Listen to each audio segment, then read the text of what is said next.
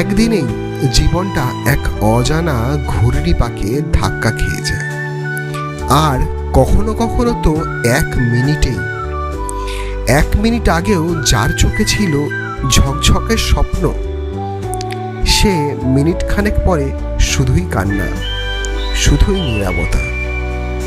আর এক মুহূর্তে, হ্যাঁ, আমি এমনও মুহূর্ত দেখেছি যেখানে একজন মানুষ আছে থেকে নেই হয়ে যায়।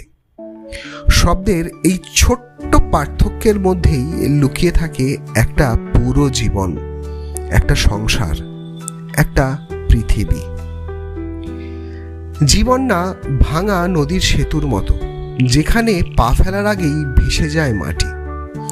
জীবনটা বড়ই অদ্ভুত, বড্ড বেশি অনিশ্চয়তায় ভরা। এখানে কিছুই স্থায়ী নয়।